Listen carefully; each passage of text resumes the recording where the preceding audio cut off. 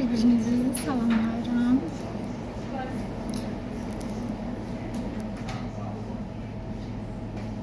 Tenim yayılıb. Bugün kitap bağımlıyam və belə bir kitab var burada. Evini də səhnənə sal, həyatını da. Səliqə Səmanın həyatımızı dəyişən möcüzəsini müəllifindən.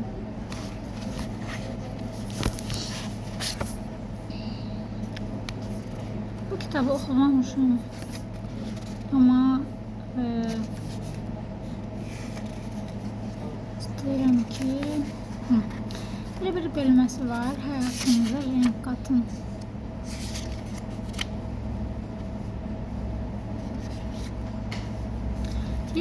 Evimi sərgiyə saldım, əşyalarımı ayırt edib yerləşdirdim.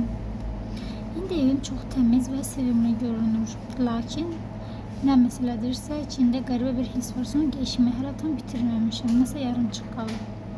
Səliqə Səman yaratdıqdan sonra bu cür düşünən insanlar az deyil. Onların bu cür düşünməsinin səbəbi eynidir, evlərində rəng əskiliyi var. Saf çürük prosesi bitəndən sonra yeni sevmədiyimiz və istifadə etmədiyimiz əşyalar atılan sonra evimizə sevinc əldə etmək növbəsi çatır. Biz buna evimizi əvvəllər yetərincə istifadə etmədiyimiz, lakin çox sevdiyimiz əşyalarla zəyrəkdən ayrıla bilərik. Bunu isə hər kəs bacarmır. Sevinç bəxş edən əşyaları seçməkdə çox məhdud təcrübəsi olanlar belə əşyaları axtarmalı olacaqlar.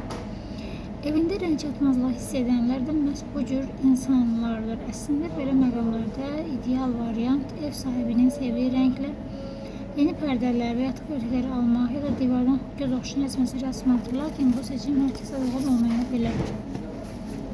Belə vəziyyətlərdə ən asanı güllərdən istifadə etməkdir. Kəsilmiş və suya qoymuş güllərin hara və necə qoyulması qərar verə bilmirsinizsə, onda dipçək güllərini istifadə edə bilərsiniz. Hatta məktəbdə oxurkən mən otağımı candırmaq və əlavə rəng atmaq üçün güllərdən istifadə edirdim. Daha dəqiq desək, onun üçün bircə rəz geri buradan istifadə edirdim. Qiyməti cəmi 100 yen, təxminən $1 idi.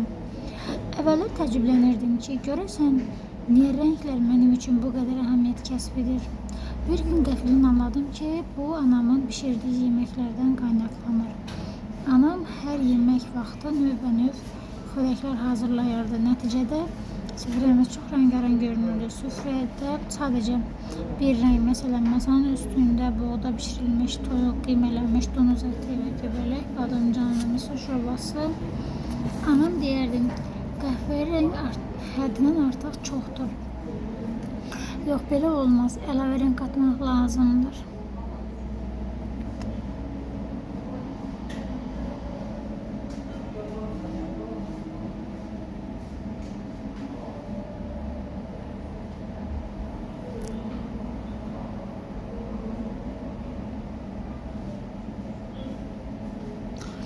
Elə bir hissə vardır ki, evinizi boş saxlamaq və can sıxıcı əşyalarla